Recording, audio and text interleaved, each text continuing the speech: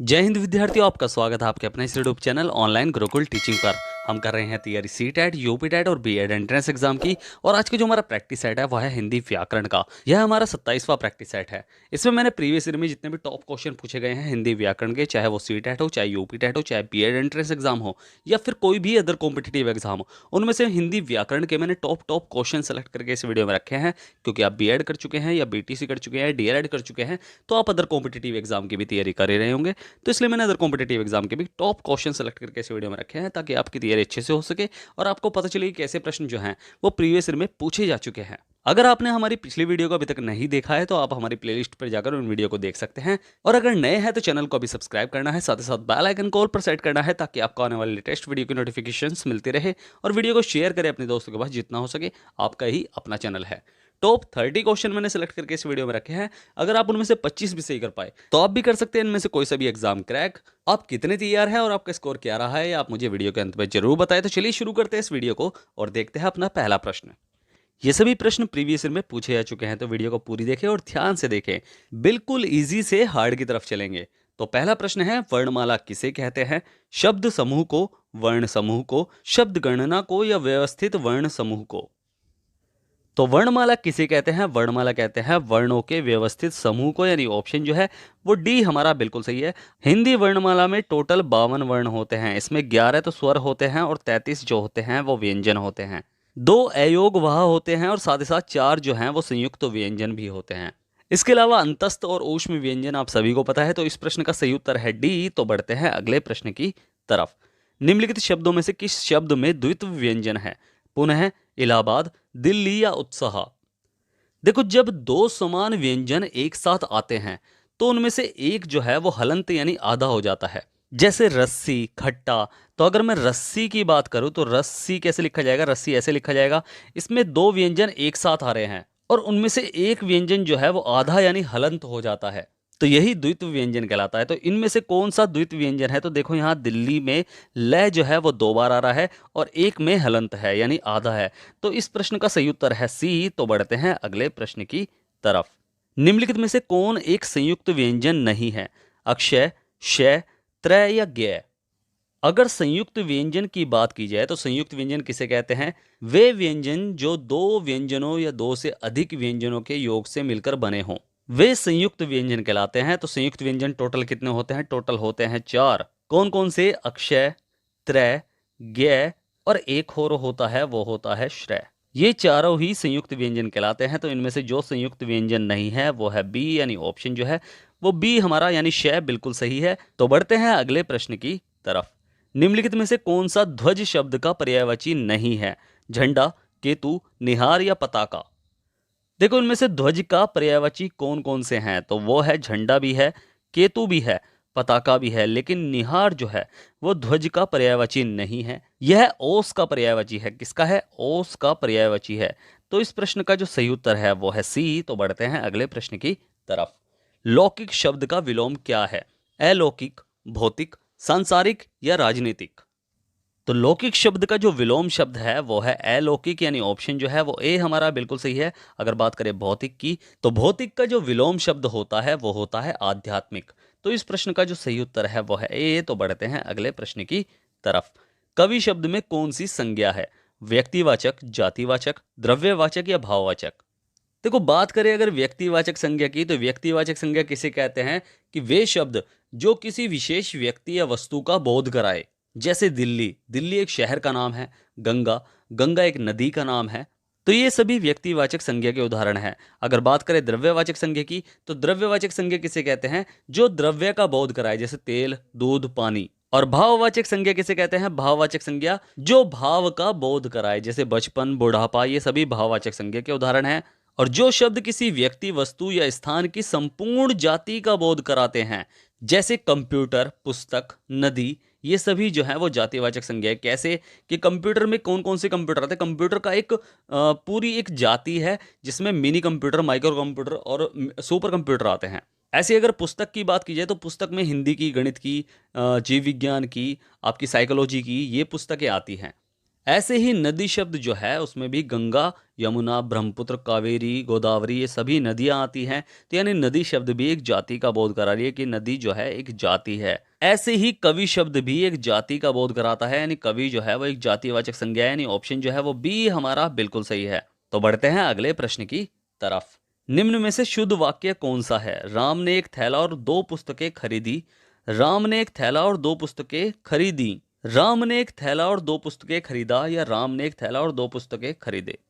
तो इनमें से जो शुद्ध वाक्य है वो है राम ने एक थैला और दो पुस्तकें खरीदी, यानी अंक की बिंदी आएगी। तो इसलिए पहला ऑप्शन जो है वो कट है, यानी ऑप्शन जो है वो बी हमारा बिल्कुल सही है। तो बढ़ते हैं अगले प्रश्न की तरफ। कौन सा शब्द तत्सम शब्द नहीं है? घृत, आतिन, दुग्ध या आंसू? देखो, घृत शब्द जो है वो एक तत्सम शब्द है। इसका जो तद्भव होता है वो होता है घी। ऐसे ही दुग्ध जो है यह भी एक तत्सम शब्द है। इसका जो तद्भव होता है वो होता है दूध। और अतिन भी एक तत्सम शब्द है।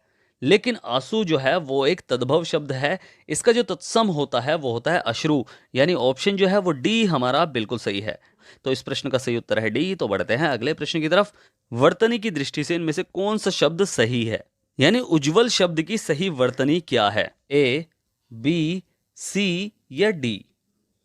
तो इनमें से जो उज्जवल शब्द की सही वर्तनी है वो है डी, यानी ऑप्शन जो है वो डी हमारा बिल्कुल सही है। दोनों जो जय होंगे वो आधे होंगे। तो इस प्रश्न का सही उत्तर है डी। तो बढ़ते हैं अगले प्रश्न की तरफ। नाक का बाल होना मुहावरे का अर्थ क्या है? अधिक समीप होना, कष्ट देना, अधिक प्रिय होना या पालतू होना? ये सभी प्रश्न जो है वो प्रीवियस ईयर में पूछे जा चुके हैं, तो इसलिए वीडियो को ध्यान से देखना है कि नाक का बाल होना मुहावरे का जो सही अर्थ होगा वो क्या होगा? वो होगा अधिक प्रिय होना, यानी ऑप्शन जो है वो सी हमारा बिल्कुल सही है। तो बढ़ते हैं अगले प्रश्न की तरफ।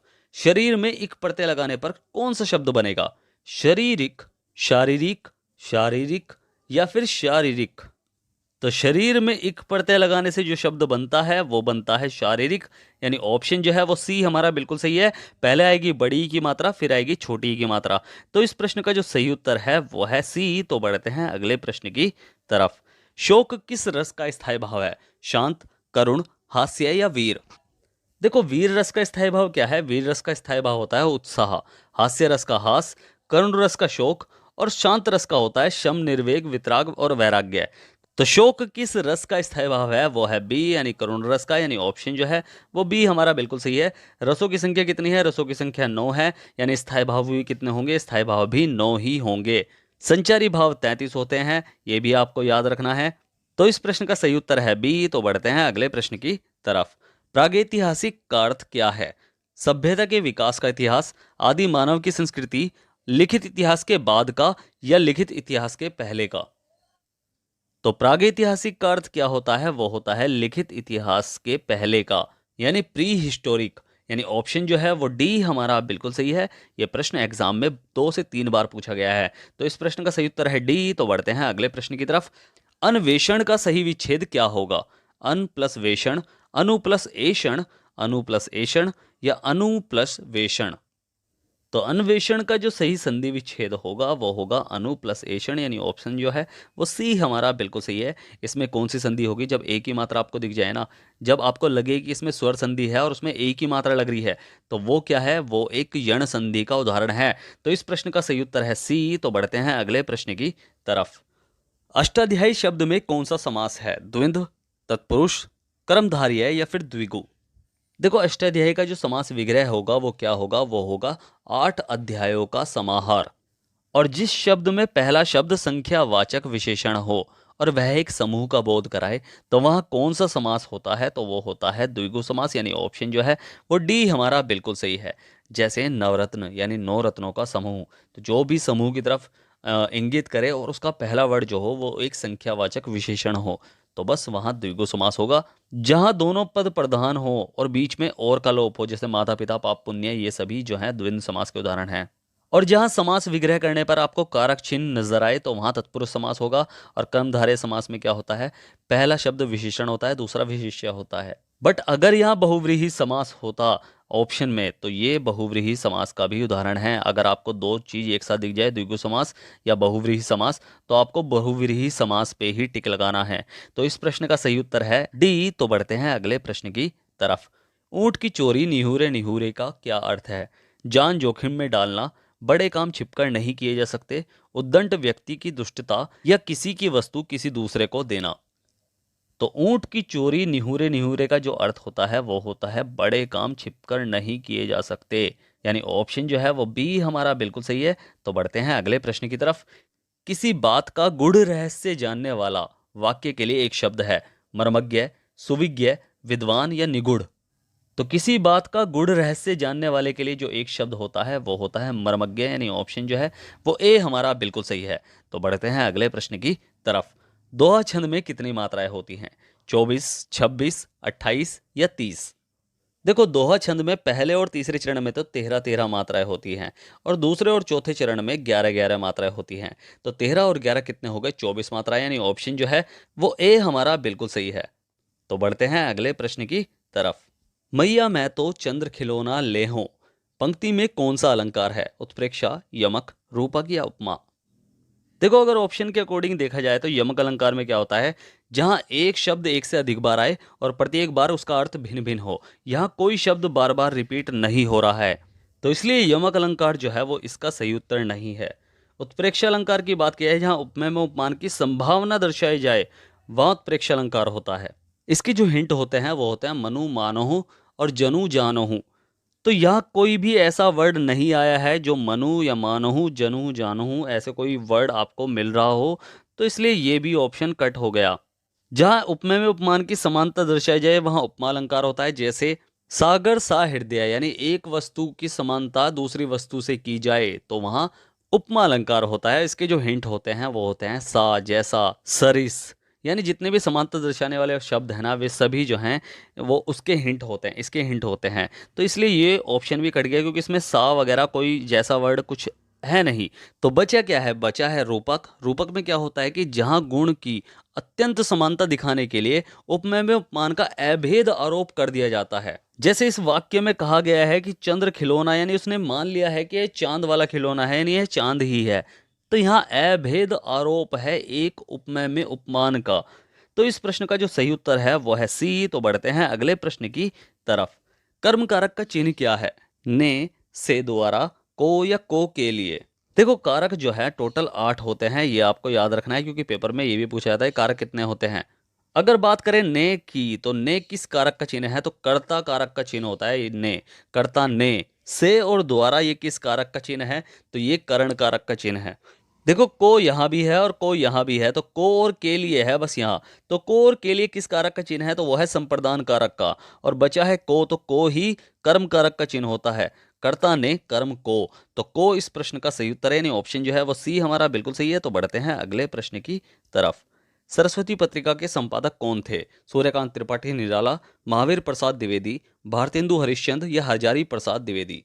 तो सरस्वती पत्रिका के संपादक कौन थे? वो थे महावीर प्रसाद द्विवेदी, यानी ऑप्शन जो है वो बी हमारा बिल्कुल सही है। तो बढ़ते हैं अगले प्रश्न की तरफ। निम्नलिखित में से कौन सा सरस्वती का पर्याय शब्द नहीं है, यानी पर्यायवाची नहीं है? वीणा पाणी, भारती, वाग्देवी या जाह्नवी? अगर बात करें सरस्वती शब्द के पर्यायवाची की, तो वीणा पाणी भी सरस्वती का पर्यायवाची है, भारती भी सरस्वती का पर्यायवाची है, वाग्देवी भी सरस्वती का पर्यायवाची है, लेकिन जाह्नवी जो है वो गंगा का पर्यायवाची है, यानी ऑप्शन जो है वो डी हमारा बिल्कुल सही है। तो बढ़ते हैं अगले प्रश्न की तरफ। सम्मुख का विलोम शब्द है उन्मुख, विमुख, प्रमुख या अधिमुख? देखो, सम्मुख का जो विलोम शब्द होगा वो होगा विमुख, यानी ऑप्शन जो है वो बी हमारा बिल्कुल सही है। सम्मुख का जो अर्थ होता है वो होता है सामने। तो इस प्रश्न का सही उत्तर है बी। तो बढ़ते हैं अगले प्रश्न की तरफ। हिंदी भाषा की मूल उत्पत्ति किससे मानी गई है? मगधी अपभ्रंश, लौकिक संस्कृत, प्राकृत या शौर सैनी अपभ्रंश? देखो, ये प्रश्न जो है वो अलग अलग कॉम्पिटिटिव एग्जाम में पूछा जा चुका है, तो इस प्रश्न पे स्पेशली आपको ध्यान देना है। हिंदी भाषा की जो मूल उत्पत्ति है वो शौर सैनी अपभ्रंश से मानी जाती है, यानी ऑप्शन जो है वो डी हमारा बिल्कुल सही है। तो बढ़ते हैं अगले प्रश्न की तरफ। राम का घर दूर है, इस वाक्य में कौन सा कारक है? कर्म कारक, संप्रदान कारक, अधिकरण कारक या संबंध कारक? देखो, कर्म कारक का जो चिन्ह होता है वो होता है को, तो को इस वाक्य में कहीं नहीं है। संप्रदान को के लिए, तो ये भी नहीं है। अधिकरण कारक का जो चिन्ह होता है वो होता है में और पर, तो इनमें से ना तो में है ना पर है, इन दोनों कुछ नहीं है इस वाक्य में। बचा है संबंध कारक, तो यही इस प्रश्न का सही उत्तर है। आधा तो ऑप्शन काटते काटते ही आपके आंसर सही हो जाते हैं। संबद्ध कारक का जो चिन्ह होता है वो होता है काकी के रारी रे। तो यहाँ राम का घर, अगर आप ध्यान से समझोगे ना, तो राम का घर, तो घर से राम का संबंध समझ में आ रहा है कि राम का घर है। तो का घर है तो इसका मतलब यह है कि संबंध है, राम का घर है। तो इस प्रश्न का सही उत्तर क्या होना चाहिए? वो होना चाहिए डी। तो बढ़ते हैं अगले प्रश्न की तरफ। कंघी का तत्सम शब्द क्या होगा? कंकती, कपित, कज्जल या कोठार? तो कंघी का जो तत्सम शब्द होता है वो होता है कंकती, यानी ऑप्शन जो है वो ए हमारा बिल्कुल सही है। तो बढ़ते हैं अगले प्रश्न की तरफ। मैंने कहा होगा वाक्य किस प्रकार का वाक्य है? विस्मयवाचक वाक्य, संदेहवाचक वाक्य, संकेतवाचक वाक्य या इच्छावाचक वाक्य? तो देखो, उदाहरण के थ्रू आपको समझाऊंगा कि विस्मयवाचक वाक्य किसे कहते हैं। कि अगर मैंने कहा कि ओह बहुत बुरा हुआ, तो यहाँ हमने ओह लिखा है और साथ में विस्मयबोधक चिन्ह का यूज किया होगा। तो इस विस्मयबोधक चिन्ह से आपको पता चल जाएगा कि यह विस्मयवाचक वाक्य है। इच्छावाचक वाक्य की बात की जाए तो तुम अपने कार्य में सफल हो, तो ये मैं इच्छा कर रहा हूं, कामना कर रहा हूं, तो यह इच्छावाचक वाक्य का उदाहरण होगा। संकेतवाचक वाक्य में क्या होता है कि यदि तुम आओ तो मैं भी आऊं। तो यहाँ हम संकेत कर रहे हैं अगर तुम ऐसा करोगे तो मैं भी ऐसा करूंगा। तो यहाँ हम संकेत कर रहे हैं, तो इससे आपको पता चल जाएगा कि संकेतवाचक वाक्य है। और बात करें संदेहवाचक वाक्य की, तो संदेहवाचक वाक्य ही इस प्रश्न का सही उत्तर होगा। कि मैंने कहा होगा मुझे संदेह है, तो यानी संदेह हो सकता है, तो इसलिए कहा होगा, कंफर्म नहीं है, तो संदेह है, यानी ऑप्शन जो है वो बी हमारा बिल्कुल सही है, इसलिए यहाँ संदेहवाचक वाक्य होगा। तो बढ़ते हैं अगले प्रश्न की तरफ। किस शब्द में कोई भी उपसर्ग नहीं है? असुरक्षित, अप्रत्याशित, स्वागत या स्वार्थ? तो इनमें से जिस शब्द में किसी भी उपसर्ग का प्रयोग नहीं हुआ है वो है स्वार्थ, यानी ऑप्शन जो है वो डी हमारा बिल्कुल सही है। इसमें कोई भी उपसर्ग नहीं है। यहाँ असुरक्षित में अ उपसर्ग है, अप्रत्याशित में अ उपसर्ग है, स्वागत में सु उपसर्ग है और स्वार्थ में कोई उपसर्ग नहीं है, यानी ऑप्शन जो है वो डी हमारा बिल्कुल सही है। तो बढ़ते हैं अगले प्रश्न की तरफ। जहां जहां शब्द व्याकरण की दृष्टि से क्या है? भिन्नार्थी शब्द युग्म, विपरीतार्थक शब्द युग्म, पुनरुक्त शब्द युग्म या फिर एकार्थी शब्द युग्म? देखो, एकार्थी शब्द युग्म किसे कहते हैं? जो शब्द एक दूसरे के समान हो, यानी उसके अर्थ जो हो दो समान, बिल्कुल अर्थ समान हो, मगर दिखने में अलग अलग हो। विपरीतार्थक शब्द किसे कहते हैं? विलोम शब्द को कहते हैं कि एक दूसरे के विलोम हो, यानी उल्टे हो। भिन्नार्थक शब्द युग्म किसे कहते हैं? भिन्नार्थक शब्द युग्म उसे कहते हैं कि जो जिसके अर्थ जो हो वो भिन्न भिन्न हो। और पुनरुक्त शब्द किसे कहते हैं? कि जिनकी पुनरावृत्ति बार बार हो रही हो, यानी वे बार बार आ रहे हो। जैसे मैंने बार बार बोला तो बार बार, दो बार बोला, इसके अलावा कहाँ कहाँ, अभी अभी, कभी कभी, ऐसे वर्ड जो हैं वो पुनरुक्ति शब्द कहलाते हैं। तो यहाँ भी जहाँ जहाँ शब्द का यूज़ हो रहा है तो ये भी पुनरुक्ति शब्द है, यानी ऑप्शन जो है वो सी हमारा बिल्कुल सही है। तो बढ़ते हैं अगले प्रश्न की तरफ। और ये हमारा अंतिम प्रश्न है। दिए हुए शब्दों में भिन्न अर्थ वाला शब्द कौन सा है? आत्मजा, नंदिनी, भार्या या कन्या? तो ये प्रश्न आपके लिए HW है, यानी इसका आंसर आपको मुझे कमेंट बॉक्स में लिखकर बताना है कि इनमें से कौन सा शब्द जो है वो भिन्न अर्थ वाला है। यानी तीन जो होंगे उनके अर्थ सेम होंगे, यानी वे सभी तीन जो हैं वो पर्यायवाची शब्द होंगे एक ही शब्द के, और इनमें से एक जो होगा उसका अर्थ अलग होगा। तो यही प्रश्न जो है वो प्रीवियस ईयर में सीटेट, यूपीटेट और बीएड एंट्रेंस एग्जाम, साथ ही साथ अदर कॉम्पिटेटिव एग्जाम में पूछे जा चुके हैं। उनमें से टॉप क्वेश्चन मैंने सेलेक्ट करके हिंदी व्याकरण के इस वीडियो में रखे थे। आप कितने तैयार हैं और आपका स्कोर क्या रहा है, आप मुझे कमेंट बॉक्स में लिखकर जरूर बताएं। और साथ ही साथ इस प्रश्न का आंसर भी आपको मुझे कमेंट बॉक्स में लिखकर बताना है कि दिए हुए शब्दों में से भिन्न अर्थ वाला शब्द कौन सा है? आत्मजा, नंदिनी, भार्या या कन्या? आई होप आपको वीडियो अच्छी लगी होगी। अगर आपको वीडियो अच्छी लगी है तो वीडियो को करें लाइक, चैनल को करें सब्सक्राइब और शेयर करें वीडियो को जितना हो सके। आपका ही अपना चैनल है, मैं ऐसी वीडियो आपके लिए लेकर आता रहूंगा। बस आपको चैनल को भी सब्सक्राइब करना है, साथ ही साथ बेल आइकन कॉल पर सेट करना है ताकि आपको आने वाले लेटेस्ट वीडियो की नोटिफिकेशंस मिलती रहे। तो मिलते हैं फिर अगली वीडियो में, तब तक के लिए बाय बाय, टाटा, सी यू, जय हिंद।